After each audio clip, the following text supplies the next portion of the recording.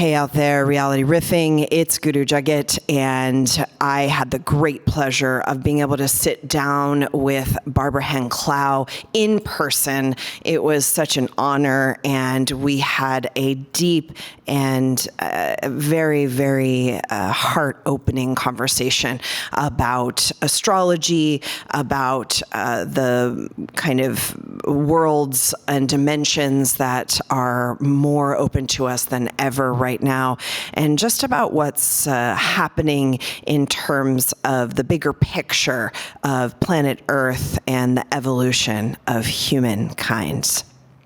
It was just an incredible pleasure to get another opportunity, my third interview in 2020 with Barbra Hand Clow.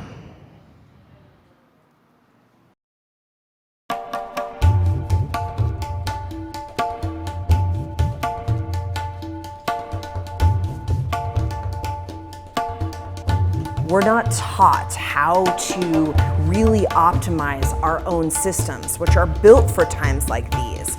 The tools that you'll learn on Rama TV give you these very effective skill sets to increase your strength, endurance, and calm in any situation.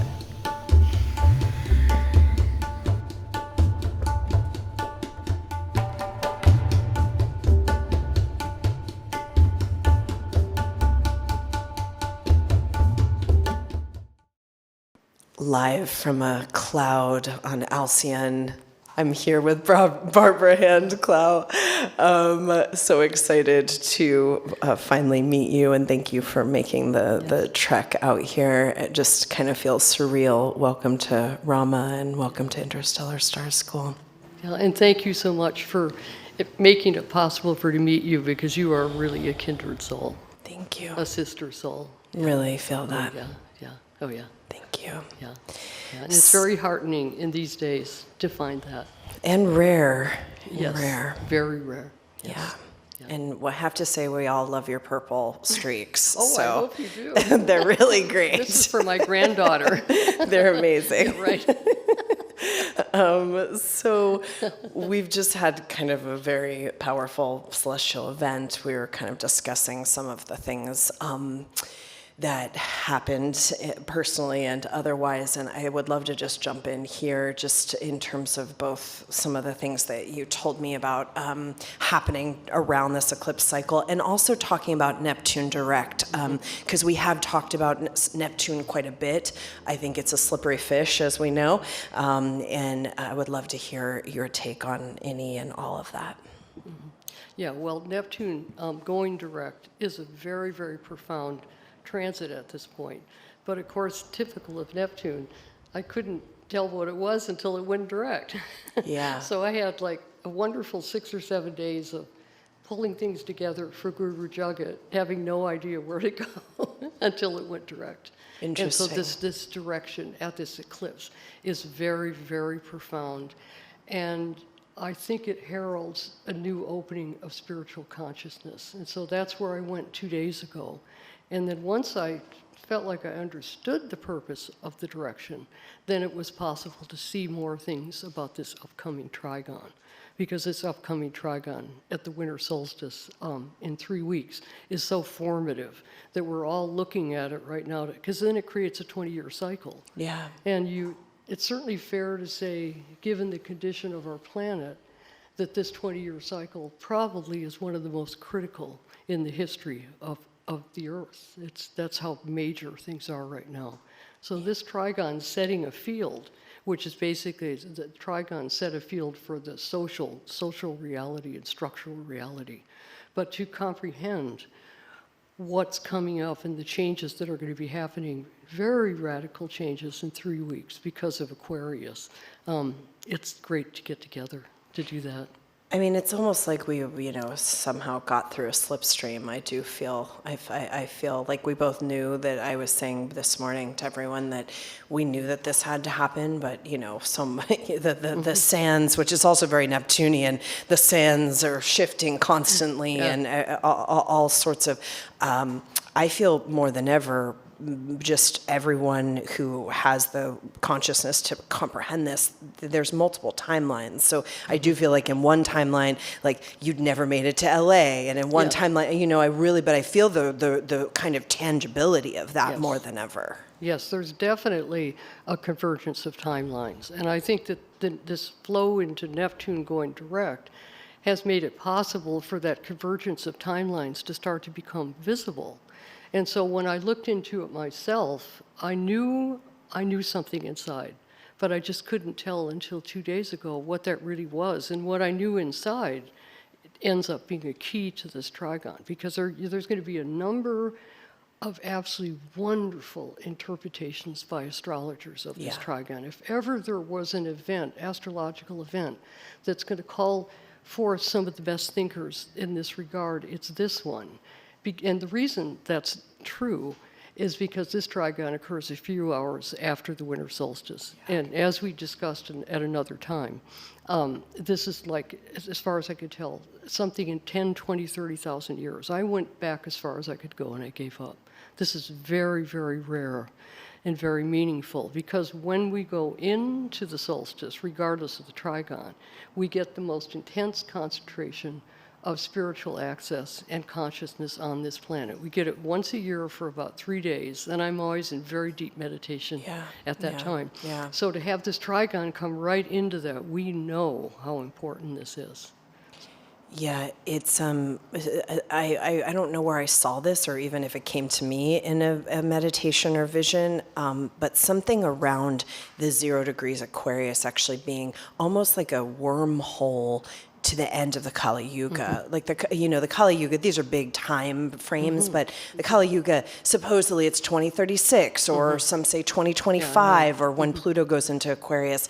But I feel somehow that this is just my personal feeling, is that there's a possibility, if you have the right frequency, that we could actually almost, apprehend some of it could be, very dark in the next couple of years, or 10, 15 years, depending on how you're looking at it. Well, the wonderful thing about astrology, and what I ended up getting into deeply, was 0 degrees Aquarius. So we're going to start moving around and looking at 0 degrees Aquarius from a number of points of view. Like, first of all, the trigon is at 0 degrees Aquarius. And then Neptune, that just went direct, was in 0 degrees Aquarius in 1998, which is a really critical year. And then later we're going to see that Pluto goes into 0 degrees Aquarius in 2024. And when Pluto goes into 0 degrees Aquarius, that's when we're really going to deal with a lot of darkness, and up until that time. But the timelines are shortening a lot. This is a convergence moment. And so when we have a convergence moment, we have this huge rush of new thought and new change coming in, while the old systems and the old forms are going away. And all you have to do really is understand that deeply, and then choose which one of the new timelines you want to adopt. Because a lot of people are just going to stick with the old timelines. And that's okay. It doesn't bother me. But you do have I guess I would say you have a degree of choice right now for the next 4 or 5 years, which is really quite unparalleled. I love it. Doesn't bother Barbara if you can't work it out, but no, but that's the truth. It's free will. I mean, that's the truth. Each one of us has a choice. Each one of us has a choice. That's for sure. So as I wormholed into this, gradually the spirit. I just follow guidance all the time. But no guidance was going to come until Neptune went direct, which was kind of freaky, but it's okay. So once Neptune went direct, then I realized, 1998 is the key. So then what we always do personally and as astrologers, we go back to what was happening in 1998. And that's when a major revelation came into me that I think a whole bunch of people, astrologers and teachers, are going to get their major revelation. And I think that we need to share that. And so what I'd like to share is the death of I've lost 2 of my sons. one in 1998 and one in 2004. And this is about the death of my second son. His name is Matthew. And once I went back to 1998 and started looking at the ephemeris and at the transits, I saw, oh, here we go, 0 degrees of Aquarius, because Neptune went into 0 degrees of Aquarius in 1998. Now, Neptune was sighted in 1846, 165 years ago. And Neptune was sighted in early Pisces, like 0 degrees Pisces. So the Aquarius cycle of the Neptunian cycle, it represents the first transit of Neptune in Aquarius since its sighting. Wow, that is really interesting. It's a big deal. Yeah, that I is know. a big deal. It is a big deal. Yeah. Yeah, it definitely is a very, very big deal. And then now that I could see that point in time, it could take a serious look at it, then I could see something that I really needed to understand, not only for myself, but also for the planet. So I'd like to tell you the story of Matthew, because it turns out that's the key entry into this. So Matthew was a budding biologist, a scientist, and he was in graduate school.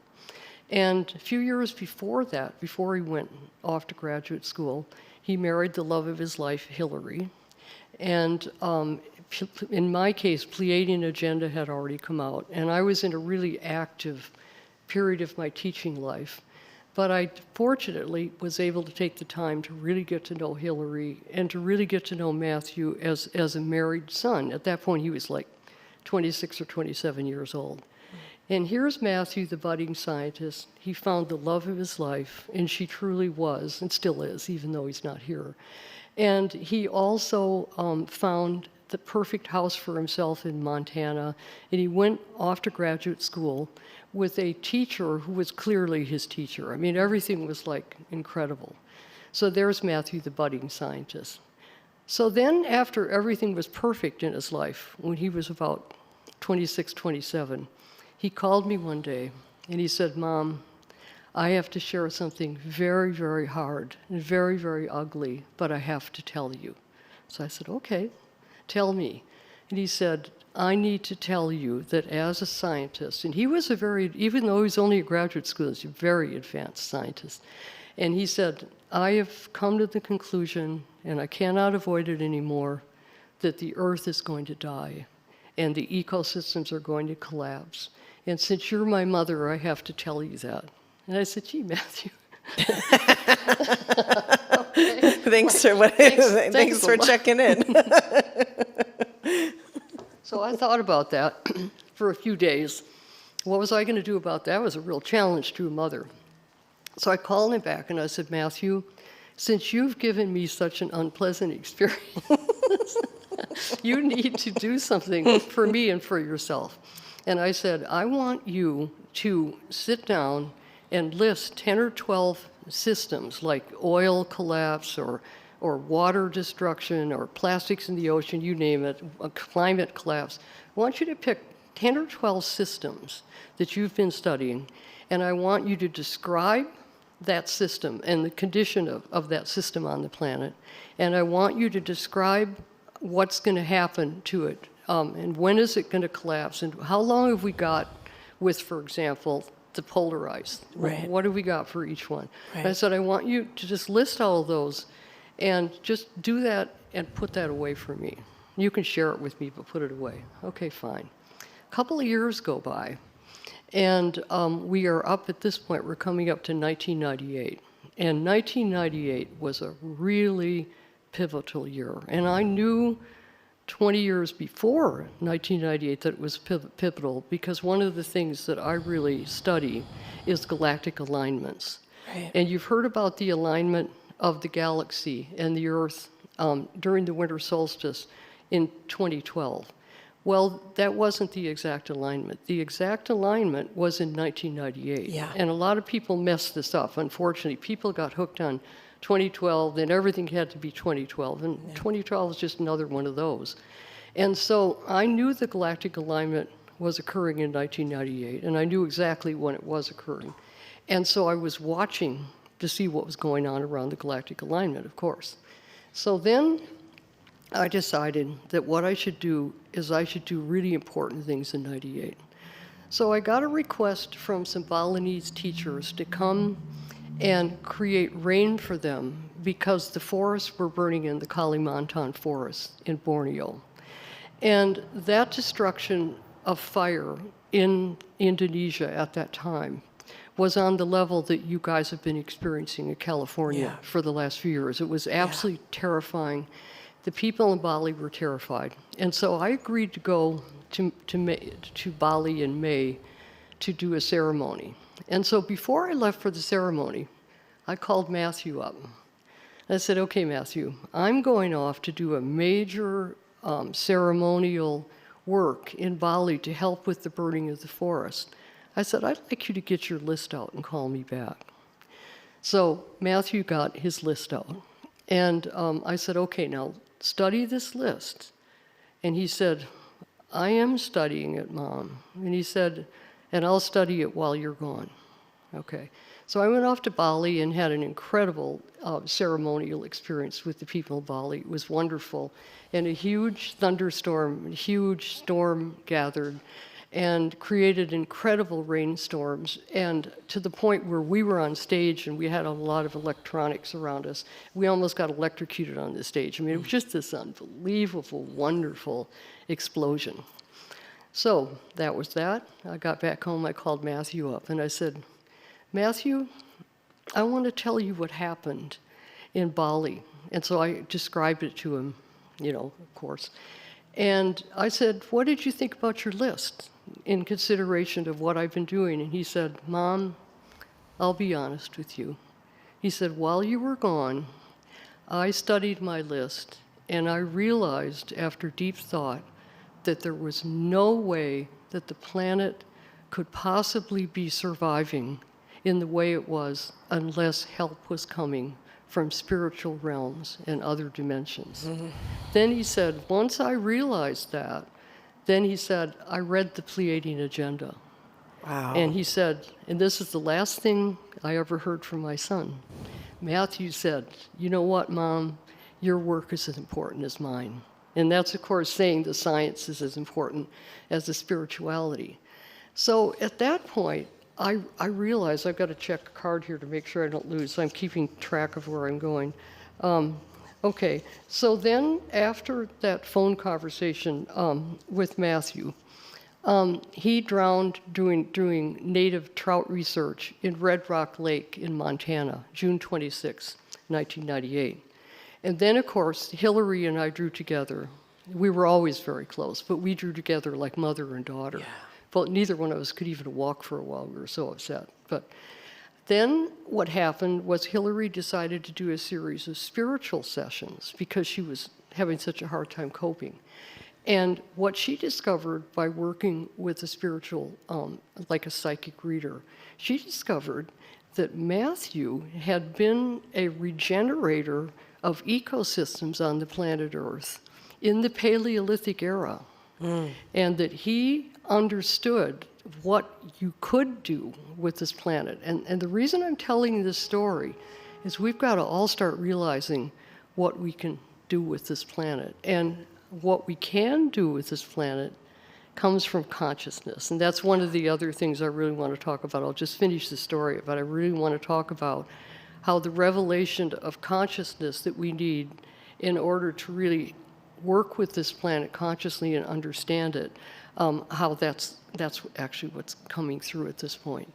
So what we discovered was that's what Matthew was doing, and then we understood that he had gone over to the other side, because he realized, okay, there he is, scientist in a graduate school doing all the usual stuff you do when you're in college, compared with what he could do in the spiritual realm. So then both Hillary and I were able, even though it's been very difficult for us, we were able to accept that, And so that's the story of Matthew, and I think it's a really genuine description of what we are capable of. Yeah.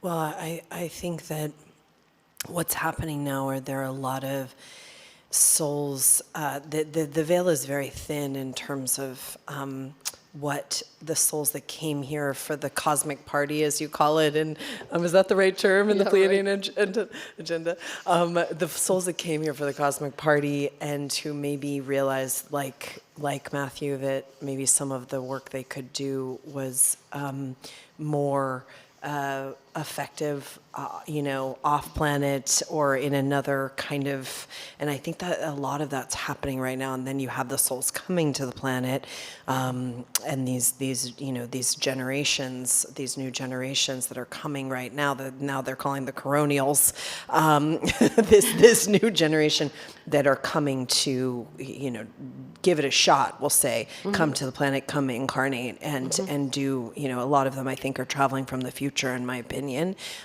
Kind of like your son, and knew that there was the work that needs to be done in all the different dimensions. So I think it's a fascinating time. The veil seems very, very thin around this. Yeah.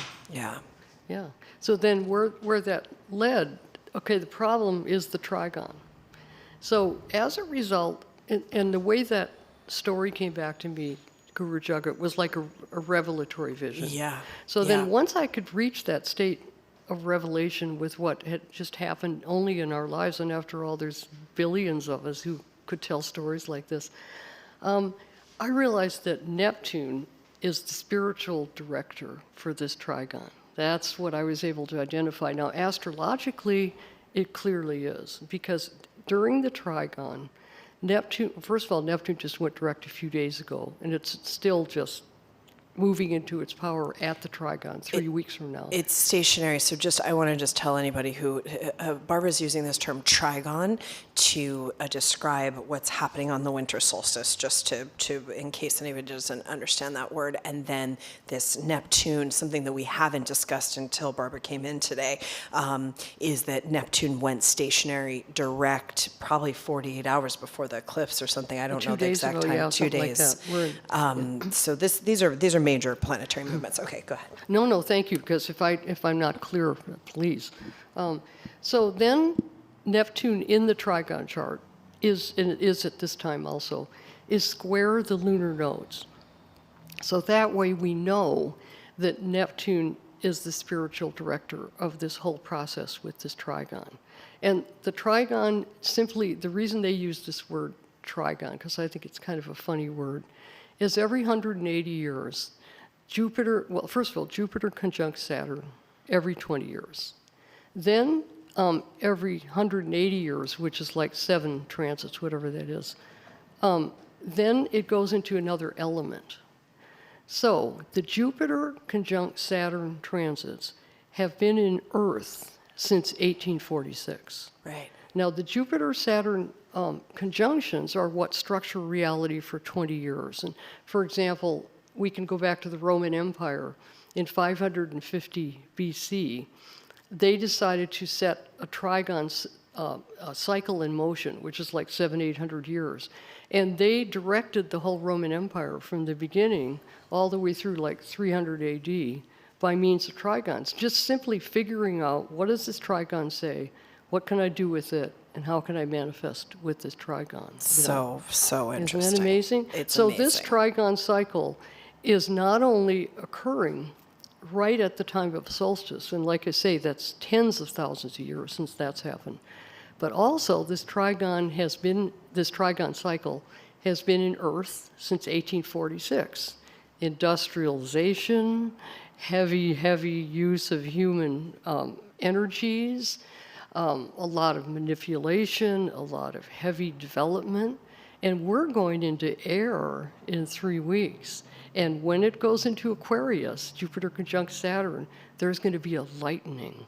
And you already mentioned in one of our talks, when Saturn went into Aquarius for a little while this summer, you noticed a lightning. Yeah. I did too. Yeah. Very definite. Yeah. Lightning of energy. Yeah. Yeah. Which I really appreciated, because that's what's going to be happening. More and more things are going to be lightening up. Now, what does that mean? Well, that means that heavy Earth energy, which has been forcing all this industry and all of this militarism and all this control and all this societal control, it's going to lessen. And it's already starting at this point.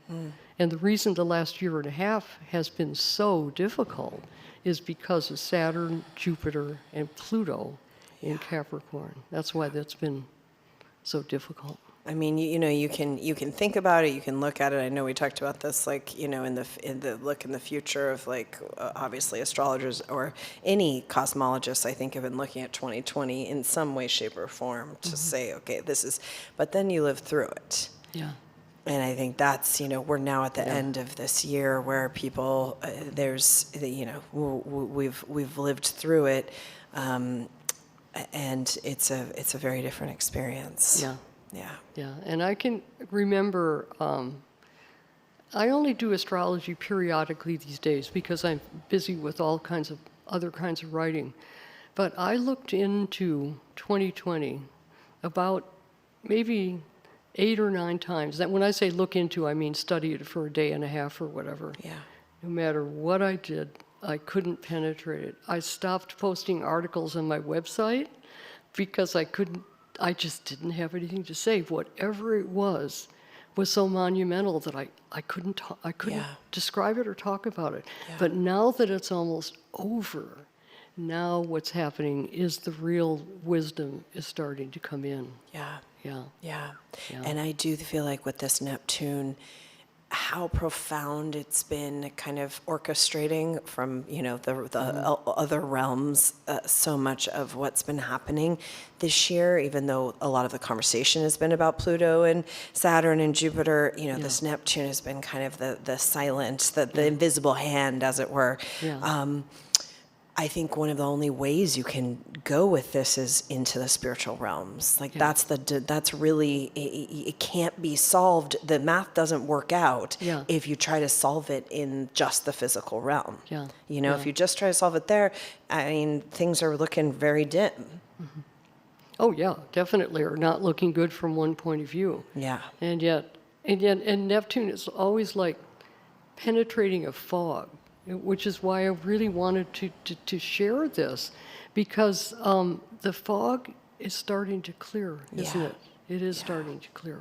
Yeah. And I think it would be probably fair to say, and I don't want to put people who are spiritual students and teachers on any kind of level different than anybody else, but we're probably seeing it clear more easy than most people are. Yeah. Because what I see out there right now is a tremendous amount of fear of COVID-19 when there's nothing to fear. Yeah.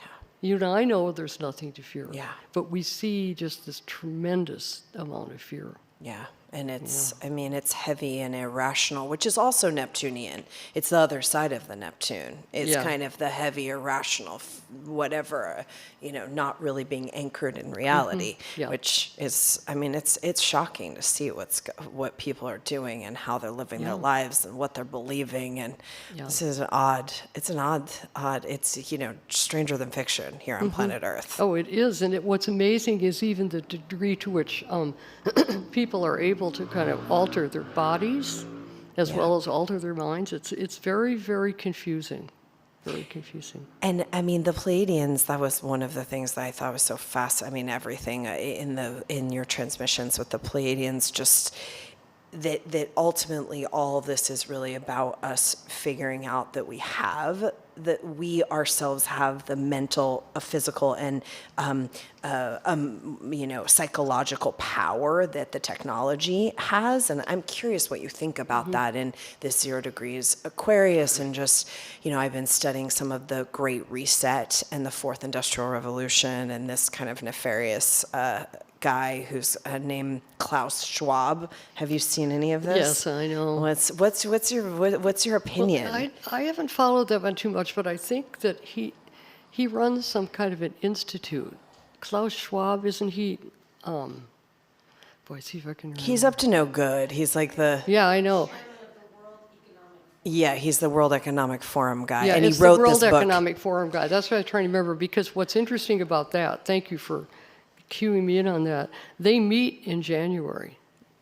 by the way. They're having a big, and this is, as I understand it, normally they don't meet in January. Normally they meet later and all this kind of stuff. But there's such a reset going on right now that they want to meet in order to figure out, because the plan on the part of the really wealthy people on this planet is to take over and run things at this point. Because obviously the common person doesn't have any idea what to do, right? Yeah. Right, and you have to watch out for that because we have plenty of ideas about what to do about that. Yeah. Yeah.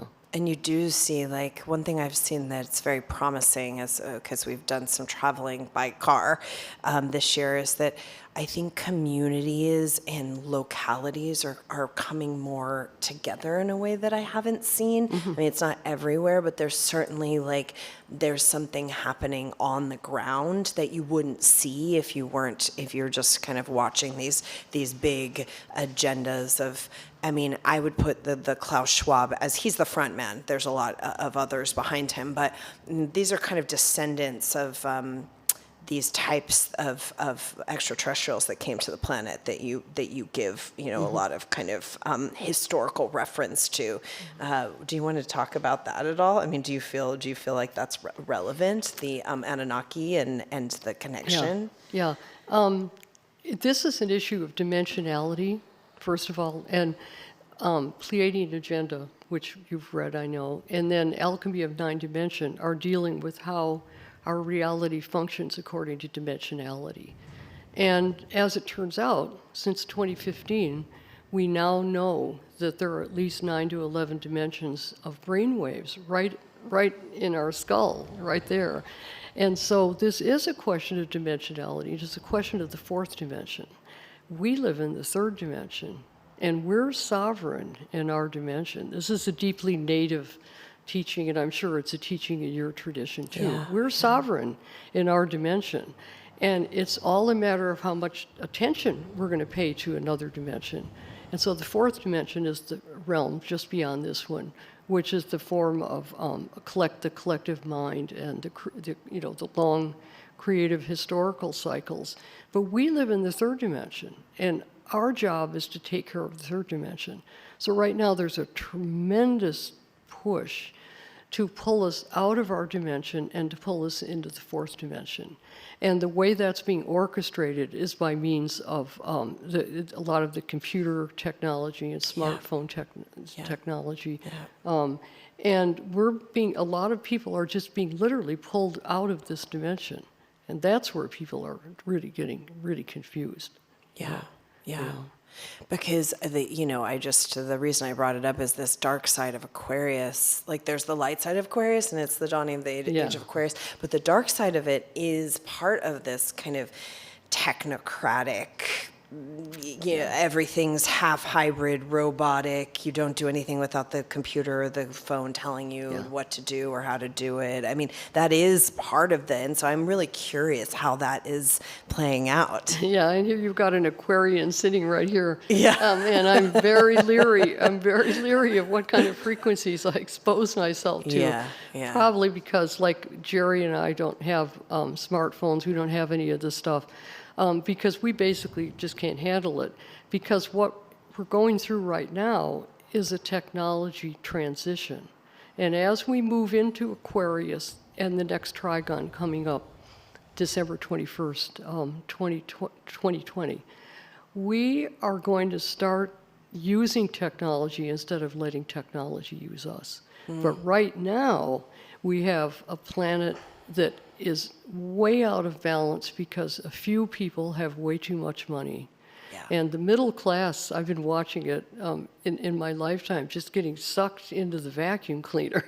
Yeah. Everything's being moved into very, very, very rich and very poor. Yeah. And but as we start to go into Aquarius, what's going to happen is there's going to be a shift in allowing ourselves to be controlled by technology so much. But right now we're in this really hard phase where people are just being bowled over. Yeah. You just walk down the street and look at people, and their brains aren't in their heads at all. No. It's in their smartphone. Yeah. Yeah. Yeah. I mean, that's the thing where I think it's fascinating about the dystopian kind of predictions of the nano chip that, Elon Musk is going to put in your head, and people are willingly, I want a chip in my brain and all this stuff.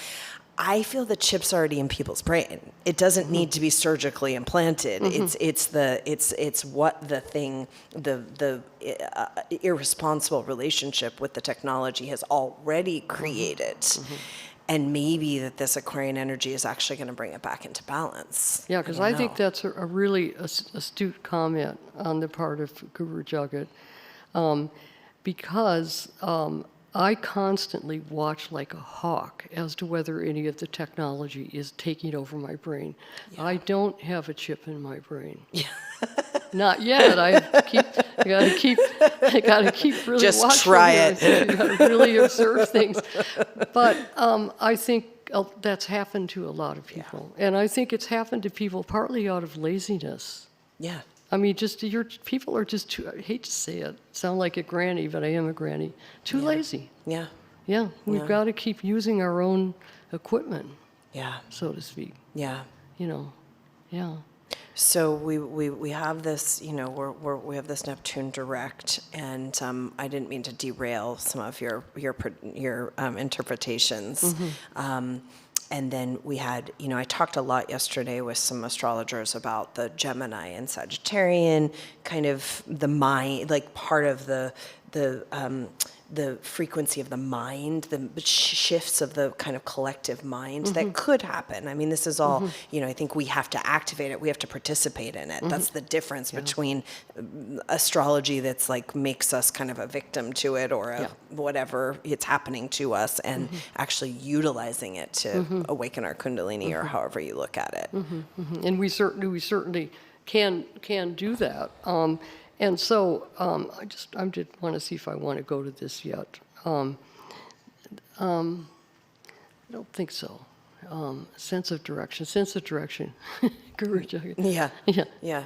I mean, I'm curious just in terms of the, you had said that you have felt more apt to use astrological language and the wisdom thereof this year.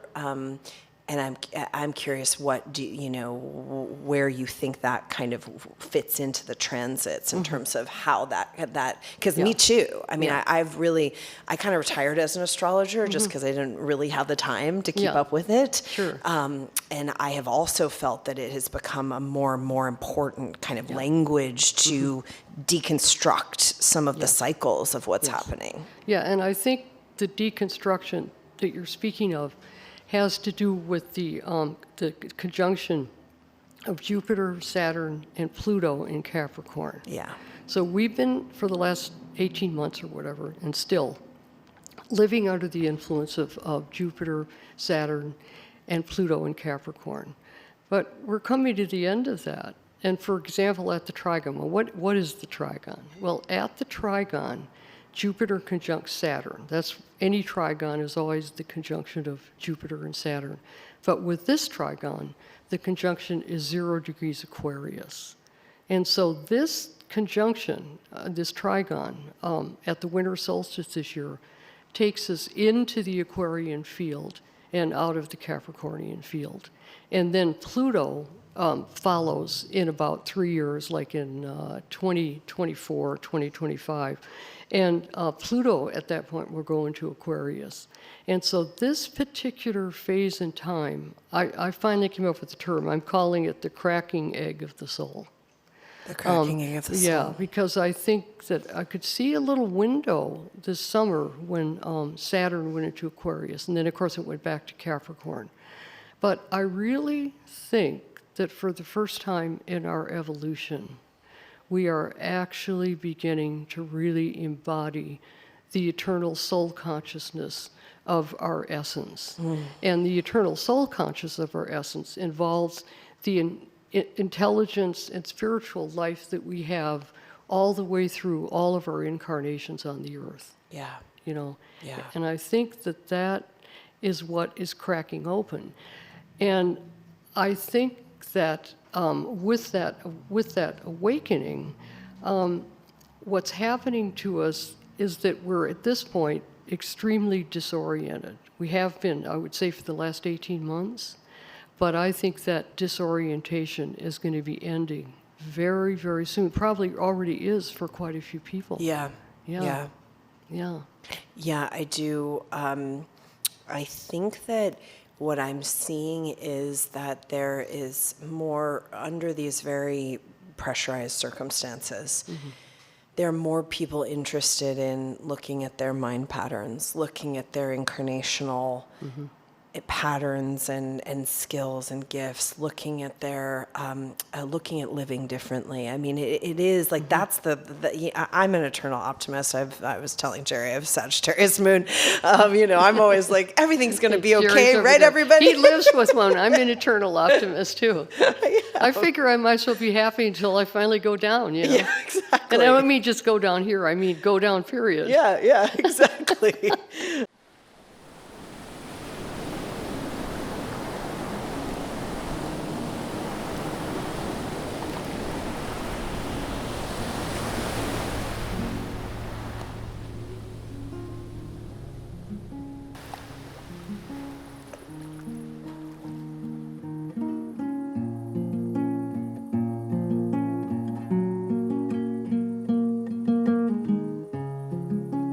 Remember those walls I built?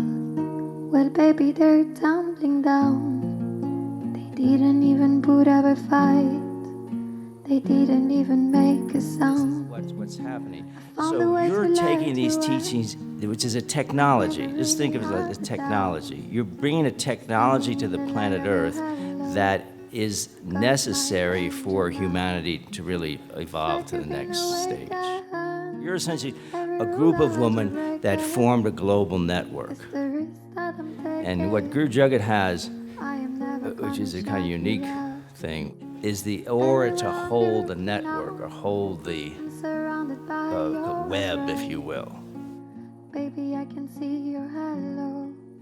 You know you're my saving grace. But you think of yourself as an historical person carrying a very precious technology that you, in your own individual, unique fashion, are going to broadcast and place and kind of, what would you say, plant in the global matrix. And that's why we come to these Camp Graces, which are growing and have on east-west coast. Hit me like a ray of sun, burning through my darkest night.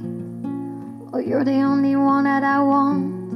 Think I'm addicted to your light. I swore I'd never fall again, but this don't even feel like falling. Gravity cannot forget to pull me back to the ground again. It's like I've been awakened. Every rule I had you break it. It's the risk that I'm taking. I am never gonna shut you out. Everywhere I'm looking now, I'm surrounded by your embrace. Baby, I can see your halo. I pray it won't fade away. Can see your halo. Can feel your halo. Halo. Can see your halo. Hello.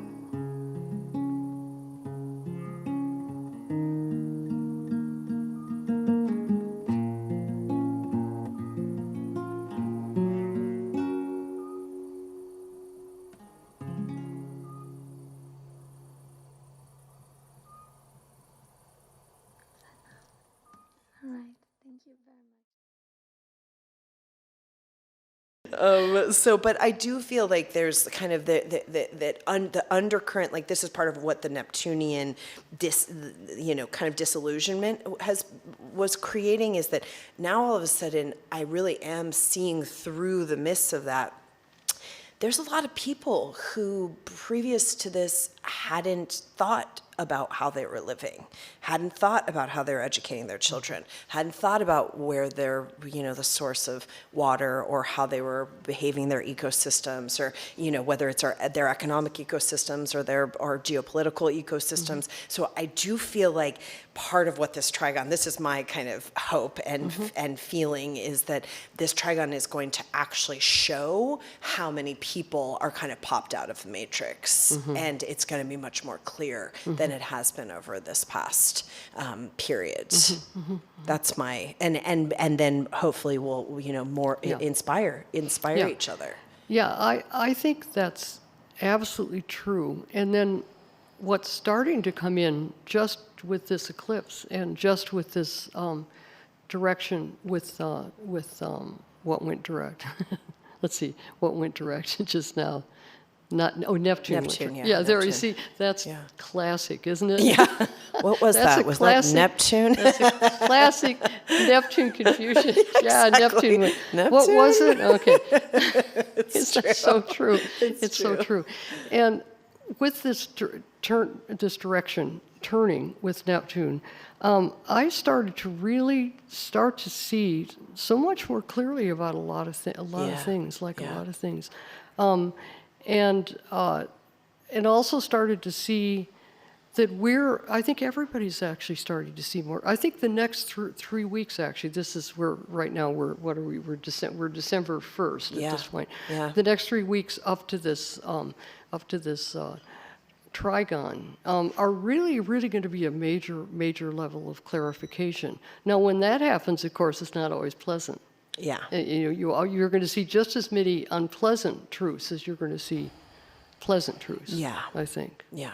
Yeah. I feel like that's the razor's edge that anybody who's interested in actually having the having a clear mind and clear vision, it exacts a price, which is you have to see things clearly and you have to be sober about it and be full frontal about it. Yeah, and I think that with this Neptune going direct, I think it actually really pushed that potential Yeah.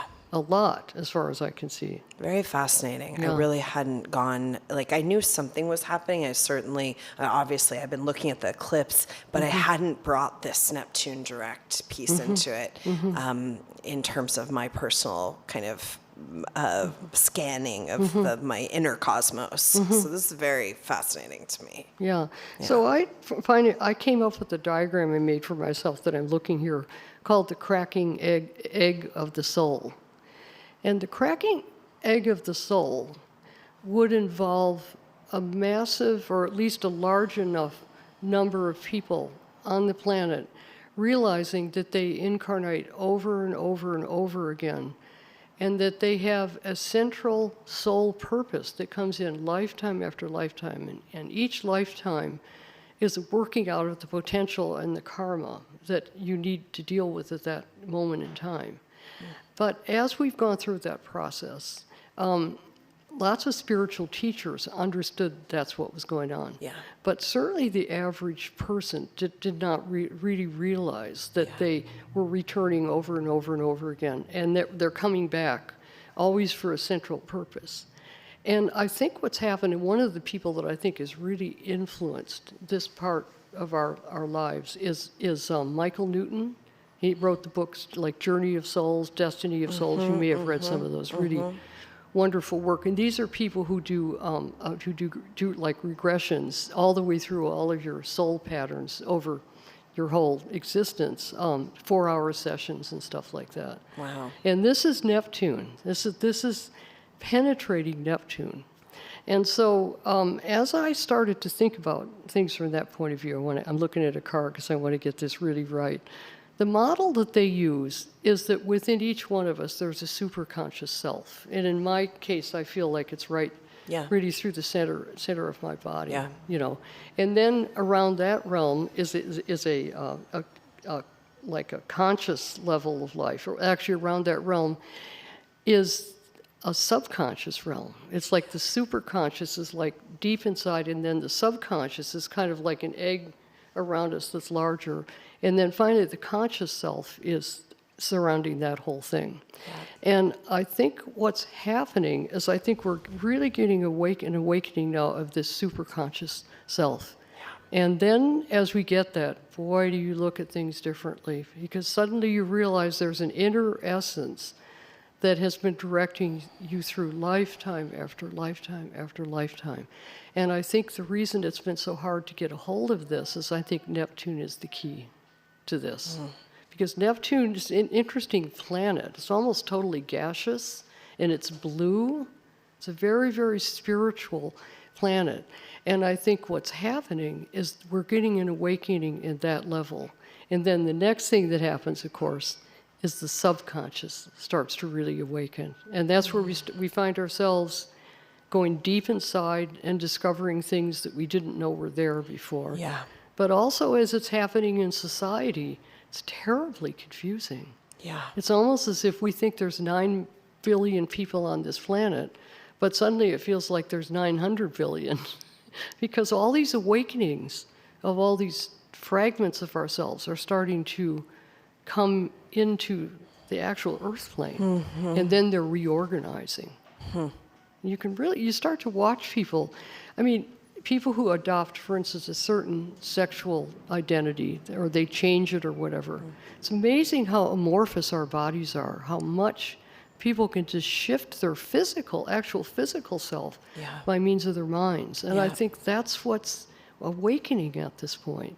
Interesting. The yogi is, the part of the whole, the lineage of the yogic traditions is how can we take, using your terms, how can we take the supraconsciousness or the superconsciousness, and by what means journey, and with what wherewithal, journey through the lands of the subconscious to arrive at Interesting. conscious. I didn't know that because I have not studied yoga that much, so I didn't know that. I mean, they may not describe it this way. I was just talking to my teacher this weekend, Hadi Jivan, and he was like, nobody can, it's that simple, and yet, such a profound teaching as Don Juan said to Castaneda, I could give you the key to the universe right now, but if you're not at the level of consciousness to receive it, but it's basically that simple. It's superconsciousness. I'm using this as in your model, the superconsciousness, or this is kind of this, we call it the soul, the pranic soul, and in all sorts of lineages, I've seen kind of diagrams in the Kabbalah of like, this is the point of the soul as it intersects with the physical body, and which I thought was very fascinating, because we also have the Sacred Heart, and we have there's all this it's kind all of, in this area. it's all in this area. Yeah. But the journey from superconsciousness, or the remembering of the incarnational mission, through the subconscious, which is very heavy on the planet Earth and heavy in the 3D and heavy in our personal consciousness, to consciousness. Yeah. Well, that's really, and I wonder, because this, it sounds like this is in your spiritual tradition, which is really fascinating to me, because what I'm seeing going on with this right now is that, as you know, we're going to have Jupiter conjunct Saturn in Aquarius at this trigon.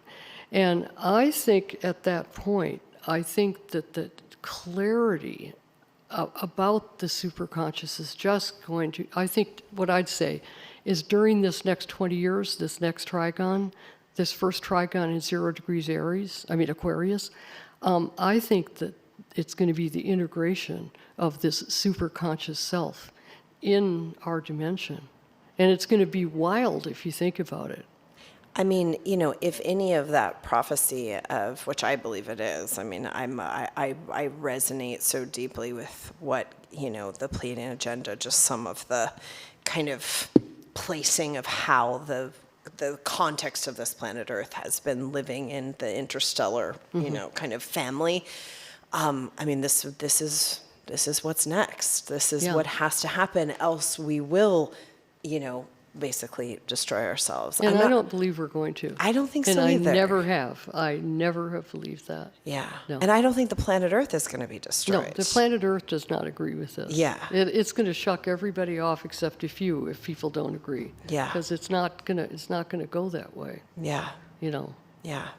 So what I'm really looking at is this whole issue of things moving out of Capricorn into Aquarius, isn't it? Because this second level here of the breaking through into the subconscious is actually Pluto conjunct Saturn. Right. And then it goes into let's see, it goes in, Jupiter conjunct Saturn in Aquarius. Yeah, which is this is what's happening December 21st. But then Pluto goes into Aquarius in 2024. So Right. these are just movements of these three planets through Capricorn and Yeah. into Aquarius. Yeah. And I do think that the period from December 21st, 2020, this year, with the real opening of the spiritual breakthrough, the Aquarian spiritual breakthrough, I think it's going to be really intense up to the entry of Pluto. And then Pluto's a really fun planet. Not a lot of people like Pluto, but I really do. like We're Pluto. pro-Pluto here. Yeah. We're Pluto positive here. Yeah, okay, good. Well, I love Pluto, and three of our children are Scorpios. Yeah. So, like, I love Pluto. I deliberately do had too. Scorpios. I think they're wonderful because I love the clarity. And so I think when Pluto goes into Aquarius, which is like 2023, 2024, basically, I think that all of a sudden there's going to be a huge amount of clarity about this Jupiter conjunct Saturn, this trigon that's coming in now. I think there's going to be a lot of clarity, but I think probably those 3 years are going to be really intense. Yeah. Because whatever there is that needs to be dealt with and cleared and seen is going to be seen. Yeah. Yeah. Yeah, Pluto is definitely going to have the last word. You know what I mean? It always does. Yeah, Yeah, right. that's how true. it's going to go. Yeah, that's true. And I think this Pluto and Capricorn, I'm curious what you think about the Uranus kind of in Taurus part of this. Yeah. Because I've been asking everyone, what do you think this means we're going into a digital currency? I personally think that there's some really dark aspects to digital currencies, and yet, all my friends are telling me buy digital currency, the bitcoins and this and that. I mean, certainly the economy of everything is changing, and there is some there's some dance that Uranus is doing with all. Do you have any opinion about that part of it? Well, that's a really hard question because I didn't think about it lately.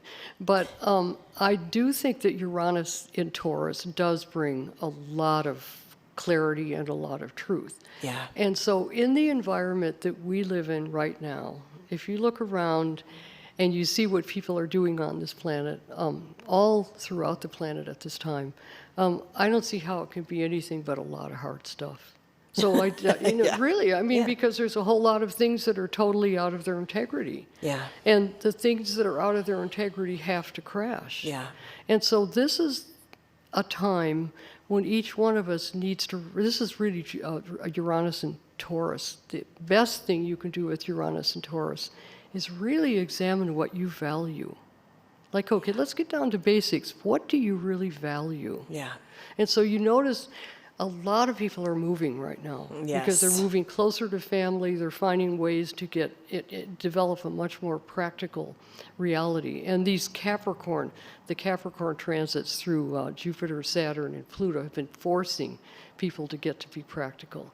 So Uranus and Taurus is really kind of grounding, if you think about the earth signs and grounding it, because Uranus is eventually going to catch up, Yeah. It always does. Yeah. And so even though I know from experience historically, there has been a lot of financial and societal stress with Uranus and Taurus. Yeah. Yeah. But given the systems that we're living with right now, how could there not be a crash pretty soon? Right. This is way out of line. Right.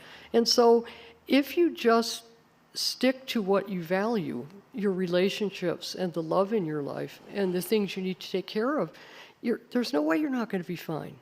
And, right? It feels very grassroots. Like that's what I keep on feeling is that, what's important and how do we move our value, kind of how do we exchange our values? It feels like very much the closer you are to like the ground of your value and your economy and your food and your water and, the exchange of, I think that kind of juxtaposed with the Aquarian energy where everything can be exchanged at the click of a button, the touch of a button.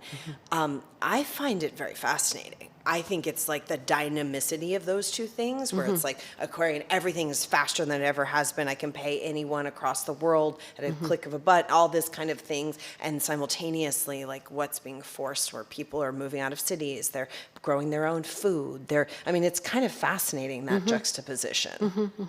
Yeah, and I think each one of us really knows the role that we need to play. Yeah. But we should be watching carefully for signals. Because you do get signals like, well, I've noticed at the grocery store, a lot of the products that used to be there aren't there at this point. Are you noticing that? Yeah. There's supply problems. There's all kinds of stuff going on. There's major supply problems. Yeah, and we're not being told very much about that. Yeah. But when you look at what we all have and what we could do with all we have, and so, for instance, growing your own food isn't the most obvious one right on the nose of your face. Yeah. Needless to say. Yeah. Yeah. And or supporting, the local, just supporting local economy, just Yeah. people like getting it, in their heads that if they do that, things will and have to change. Yeah. Because of, that demanding a certain valuation of how we move, through the and then also, I think it's so cool that like anybody can sit at home and they can think of something amazing and they can create it and they can sell it online, and the freedom of that's like where the juxtaposition of that is. Yeah, and that's a really good thing. Yeah. And if you're in a position to create that way, you've got to really, really respect that and appreciate it, that that you have that power. And you don't have to turn into a billionaire pig. It's Yeah. not necessary, Yeah. really.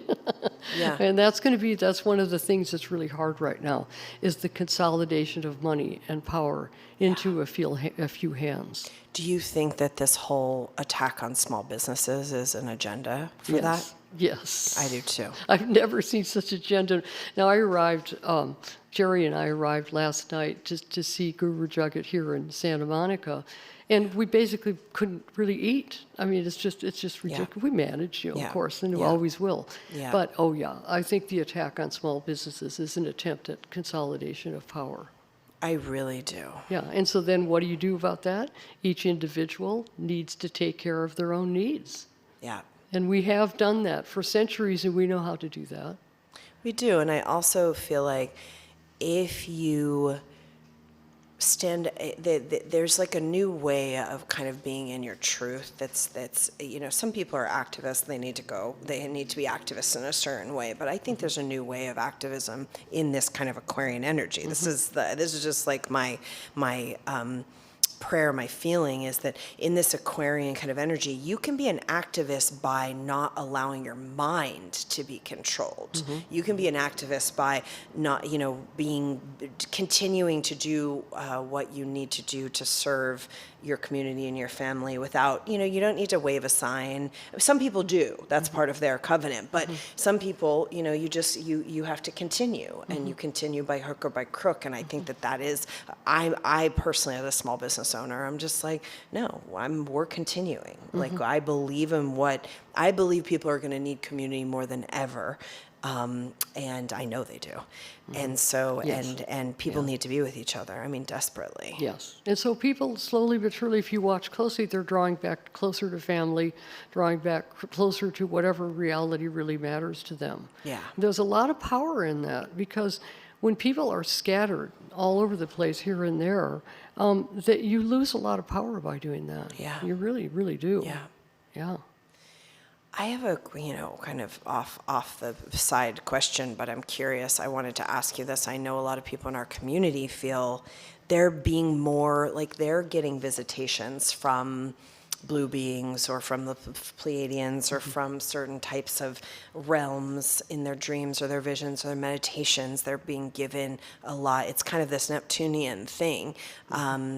And I'm just curious, like, do you have any advice? Do you, what are your thoughts about that? I know we talked a little bit about this on another interview, but Yeah, it looks to me like with this period, this is one of the reasons I was so happy to be able to meet with you, in the flesh right now. It looks to me like this phase through this trigon is really opening up psychic consciousness. Yeah. Because just think of the difference between Jupiter, Pluto, and Saturn being in Capricorn, heavy industry, the completion really of the industrial age. And then all of a sudden, everything's just flipping right into Aquarius, all three of those planets. And the last time that happened was 725 years ago. And when it happened then, it wasn't nearly as intense as this one is. Yeah. So we're just at a major, major shift point. And all I can see going on with people is either totally asleep and on the phone I saw somebody on their phone while they were riding a bike through an intersection the other day. Come on. Yeah. Really. Yeah. And then I see were they people holding it? They were holding Yeah. it and looking at it, and they're riding their bike across an intersection. It's okay, well, fine.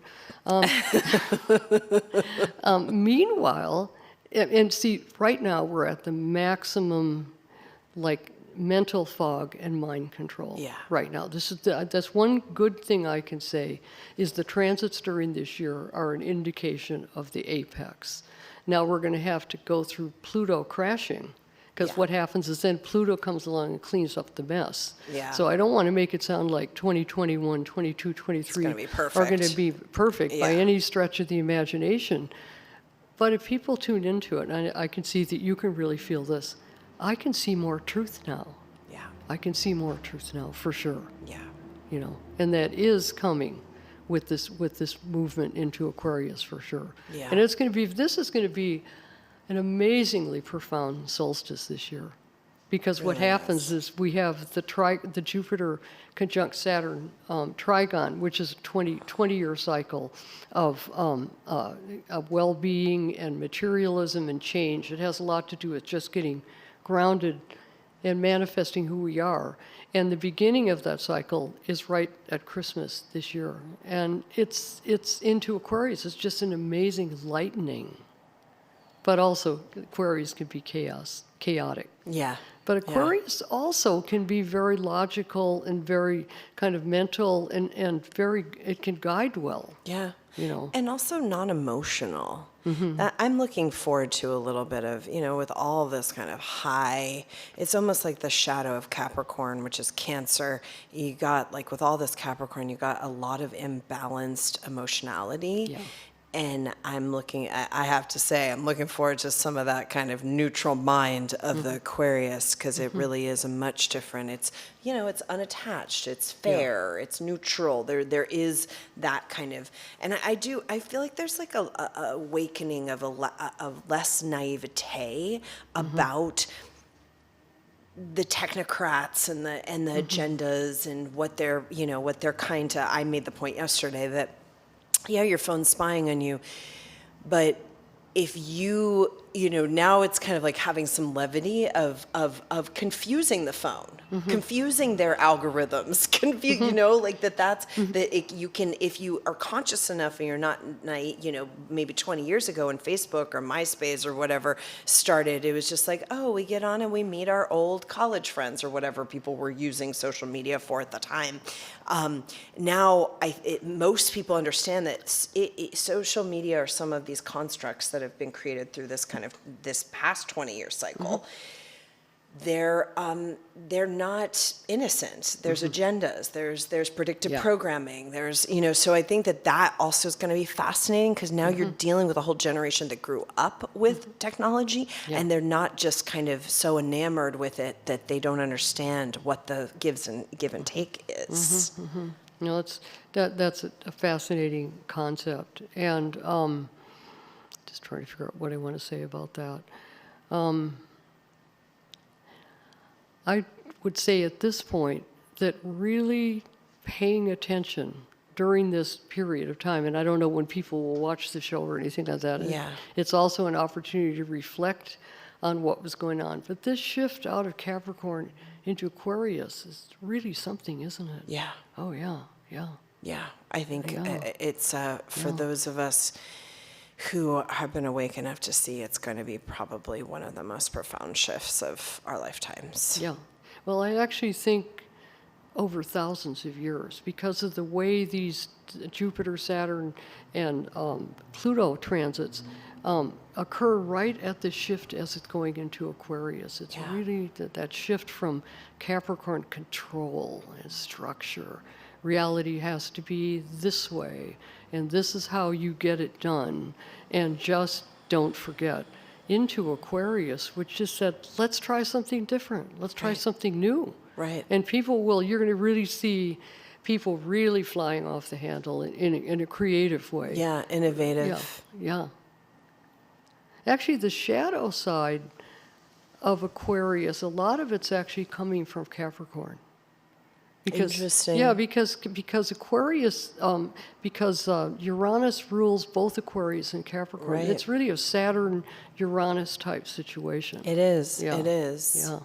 Which I feel like I was talking about this. And it depends on how you look at astrology, but there's a real connection or evolution to all the archetypes and the signs as they evolved into the next kind of thing. But there really is. If everyone can, and we're, the people who are tuning in are meditators and people who are interested in this. Yeah. If you track kind of we'll call it the cosmogenetics of this, of your personal experience through this, I think you could really learn a lot about this evolution of consciousness through the archetypes of the zodiac. Yeah. Oh, yeah. Definitely.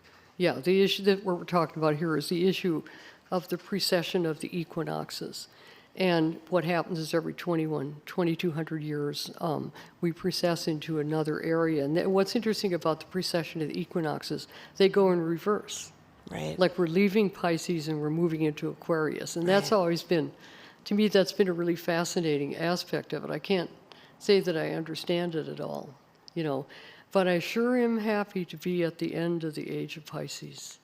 Yes, me too. Yes, because Pisces, the age of Pisces has really been about the development and control of the major religions. And, major, not just Christianity, obviously, but religions connected to the idea that God is in control. And we're going to move away from the idea that God or anybody is in control during Aquarius. Yeah. And we're going to be moving deeply into what we find inside. And so that's why looking at what's within right now, that's what this Jupiter, Saturn, Pluto thing is driving, is forcing you. It finally becomes so uncomfortable in our third dimensional world that we exist in, that you just are forced to go inside. And the inner wisdom is where the truth is. It's right there. It's nowhere else but there. And I have to say, a shameless plug for Barbara's book, Catastrophobia. But I think to me, that is a text that all children should be given to understand, these bigger cycles of time. I mean, really all of your books, but I think that one is a very fascinating book where you just do such an incredible job outlining this huge cycle of time and the kind of way that history has been, kind of created as a narrative that actually isn't true, and then going through some of these big ages, the age of Taurus, and I don't know, it just gave me age of Aries. I mean, it gave me a lot of context to what's happening in the age of Aquarius. So I can't say enough about, I just think it's a really formative book for anybody, young people, but also anybody who wants to kind of understand more about these ages and narratives. And then it's called Catastrophobia. That was the original title.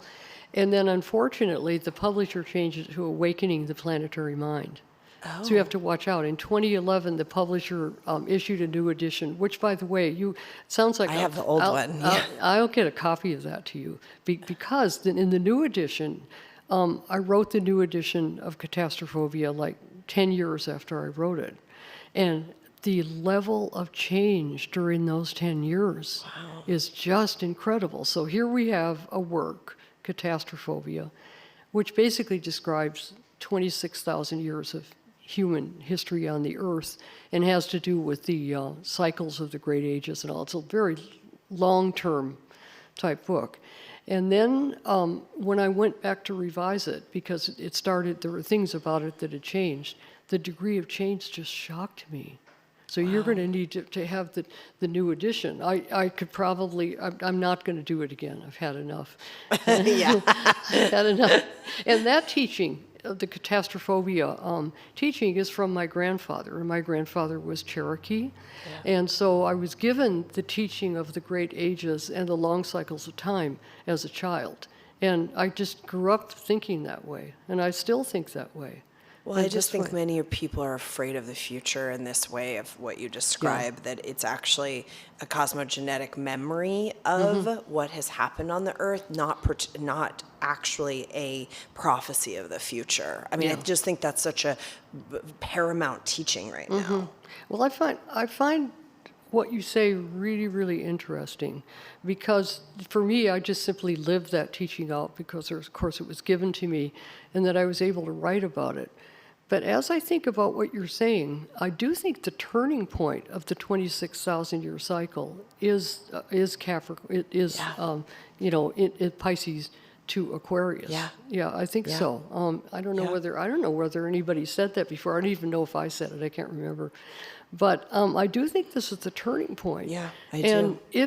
if this is the turning point, which it probably is, especially if you think so, everything is like a spiral.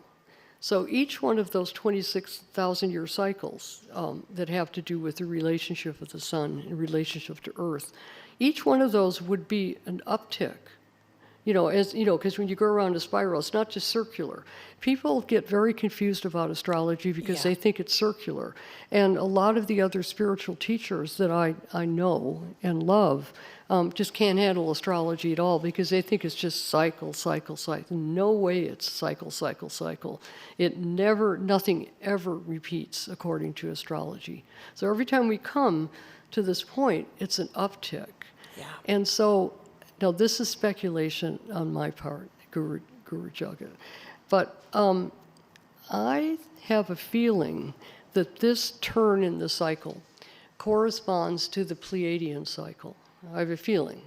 This is just intuition. Now, in my own work, in the Pleiadian agenda, I've discussed 125,000-year cycle because that's what the Pleiadians gave to me.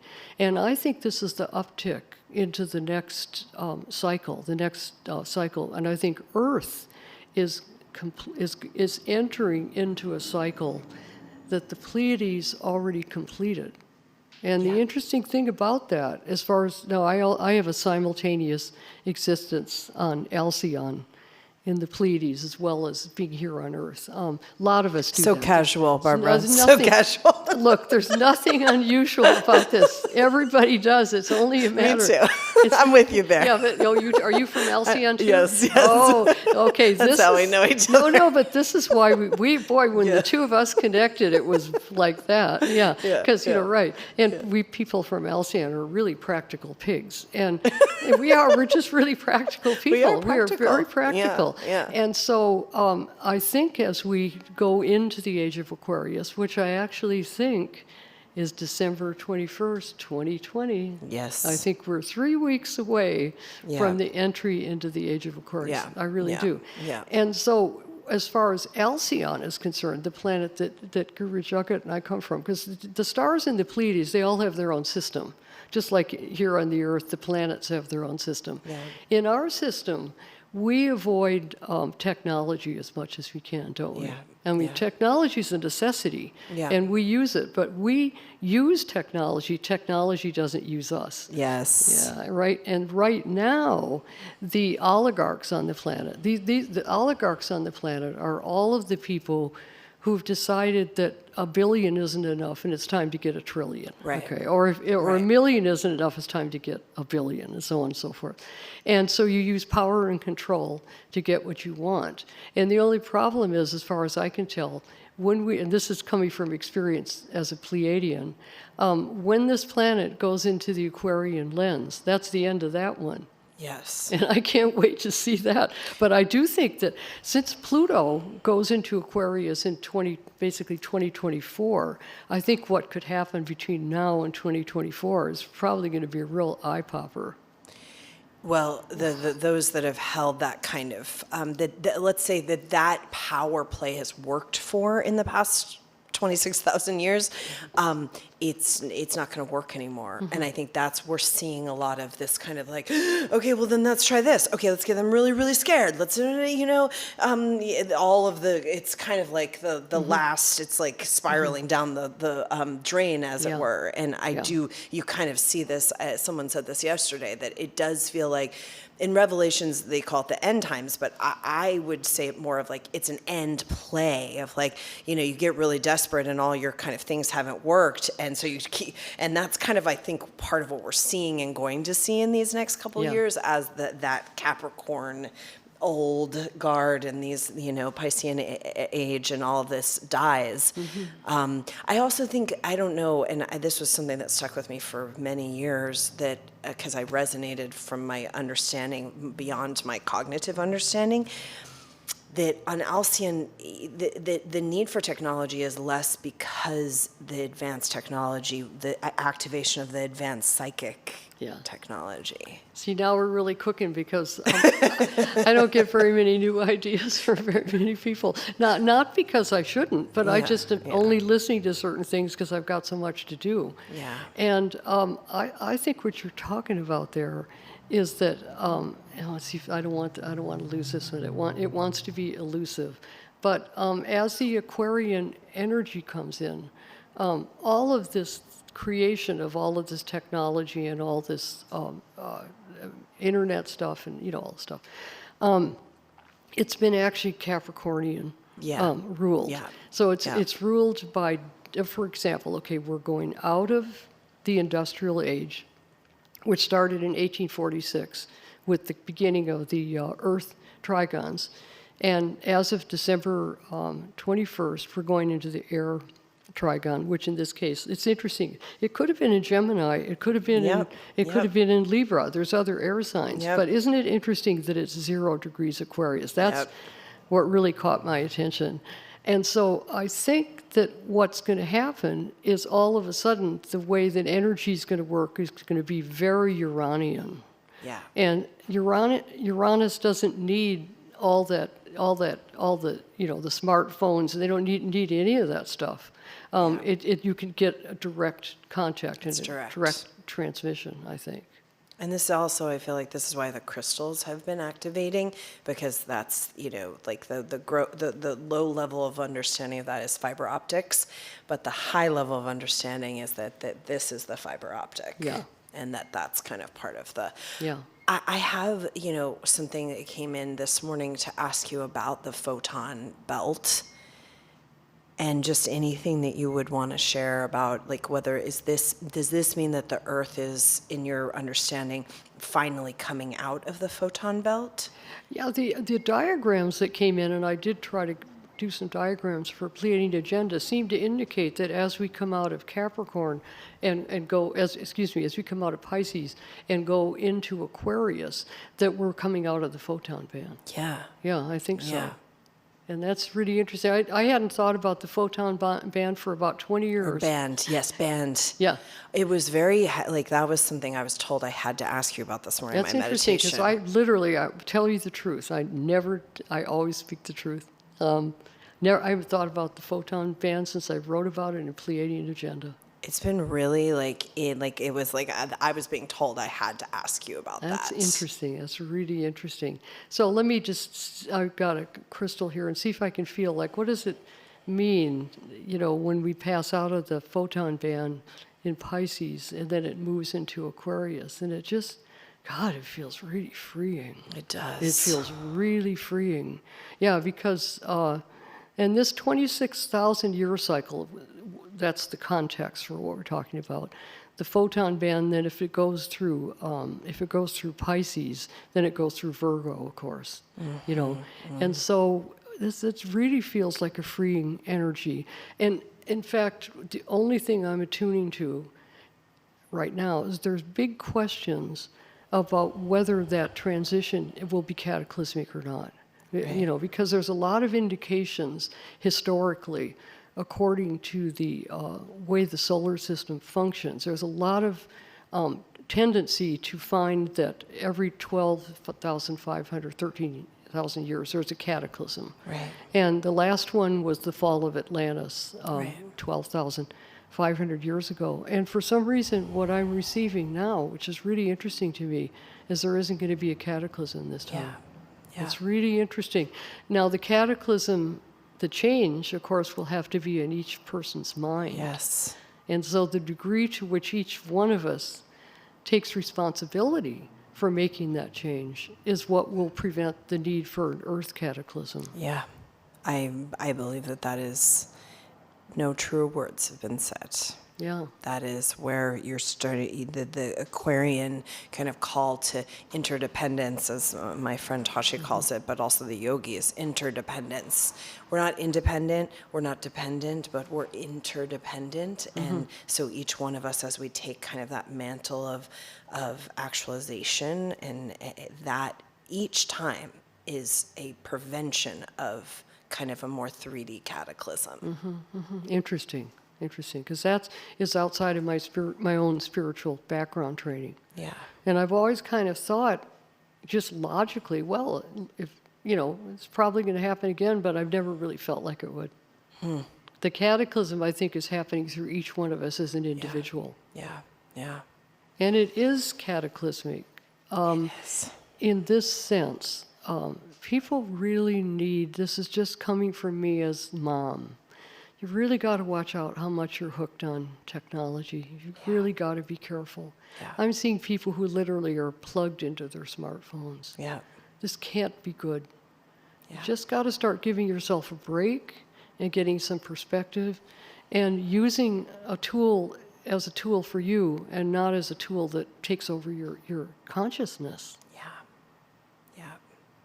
It's, I say it all the time, Barbara, the technology, you have to use the technology can't use you, else you're in the, you're an automaton. And so you said it exactly, those are words right out of my mouth. Well, I would love to just hear, anything else you feel needs to be said. You've given us so much, and we're just, I know that I can feel everyone on the other side of this live stream and listening to this in the future, how much their lives are changing from this conversation. So I just want to, anything else that needs to be said, we're so grateful for everything you've given. Well, thank you for having me. It's really a joy. Unbelievable. Really a joy. It's really Thank you. wonderful to find each other. I know, it really is. I mean, I was joking about being on a cloud in Alcyon, but I wasn't really joking. We have a beautiful temple there. We do. I'll meet you there sometime. Yes. I think that the only thing I'd like to say is this period, we're really passing out of the veil of the Capricorn, Jupiter conjunct Saturn, part of the transits. And Pluto is still around for a while. Yeah. But I think that this period with the completion of Jupiter, Saturn, which is the trigon coming up, December 21st, then Pluto is really, really going to be a strong force. And I think the most important thing to realize about Pluto is clarity, Pluto is cleansing, Pluto is strength of will, and you just have to allow Pluto will do you in if you don't let Pluto use you the way Pluto needs to use you. And this may involve letting go of a lot of material things and things like that. But I think with Pluto in my lifetime so far, I really actually love Pluto. I think you just have to surrender. Yeah. And I think there's going to be a lot of surrender going on the next, like we're moving closer to our children in about a week. Yeah. And we're moving part of the year back to Santa Fe. Our daughter is there, and we have a son in Bozeman, Montana. We're getting closer to the family, as close as we can possibly get. Because I think this is going to be, from one point of view, a rough patch. Yeah. But on the other hand, Saturn conjunct Jupiter was quite a piece of work. It's quite a piece of work. You know? Yeah. So I find, for the most part, Pluto, if you can allow Pluto to teach you, it's a very, very positive teacher. And I mean, Kundalini's Plutonic, in my opinion. I think so. Yeah, and so I think those who are interested in the awakening of truth. Yes. Exactly. and Yeah. what true, I don't use this word very much, but enlightenment is, which is not some kind of pie in the sky No, idea, it's not. but it's, No. it's clarity. Yeah, it is clarity. Pluto is definitely clarity for sure. Yeah. Yeah. Thank you so much. Well, thank you for having me. Thank It's a you, joy. thank you. And aren't you guys lucky? Wow. You should be pinching yourself right now. Thank you all for joining us, and may you take this and may it reverberate in your consciousness, your soul, and may you use it for the best of all involved. Satnam. Thank you, Barbara. Thank you. Thank you.